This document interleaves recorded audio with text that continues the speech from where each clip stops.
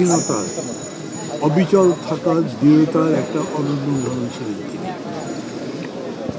এবং এই সময়েও গত যে 15 বছর ধরে আমরা লড়াই করেছি, এরশাদের সময়ের কথা বলছি না, তখন তো সেটা দেখিয়েছিলেন। এই সময় তিনি খুব দৃঢ়তার সঙ্গে লড়াই করেছেন, প্রচুর কষ্ট সহ্য করতে হয়েছে তাকে।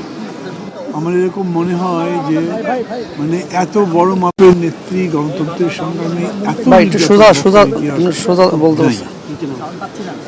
তারপরে খুবই প্রত্যাশা ছিল যে এই ফ্যাসিবাদের পতনের পরে যখন আমরা দেশটা গড়ব, নতুন করে গণতন্ত্রের দেশ গড়ব, একটা শোষণমুক্ত বৈষম্যহীন দেশ গড়ব, সেখানেও তিনি আমাদের সঙ্গে থাকবেন। খুবই দুঃখের বিষয় এটা যে উনি থাকতে পারলেন না। আমি মনে করি আমার কথা নয়, দেশের কোটি কোটি মানুষ তাকে খুব চাইছিল। মানে যখন দেশটা ভালো কিছু হবে তখন একজন ভালো মানুষ, দৃঢ় একজন মানুষ নেতৃত্বে যিনি দিতে পারেন, তিনি থাকতেন আমাদের সঙ্গে। তিনি আমাদের সঙ্গে থাকতে পারলেন না, এটা খুব দুঃখের। মানে সম্ভবত এই দুঃখ আমাদের অনেকদিন বয়ে বেড়াতে হবে, তার স্মৃতি আমাদের মধ্যে থাকবে। এবং এটাও আমি মনে করি যে তার যে নেতৃত্বের গুণাবলী ছিল, সেই গুণাবলী নিয়ে আগামী দিন বাংলাদেশ গড়বার চেষ্টা হবে। এই পথ থেকে আমাদের বিচ্যুত হওয়া চলবে না।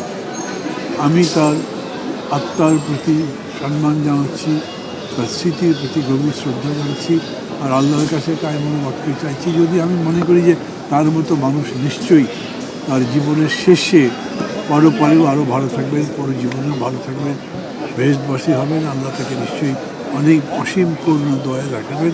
তার পরিবার সবার প্রতি আমার গভীর সম্মান।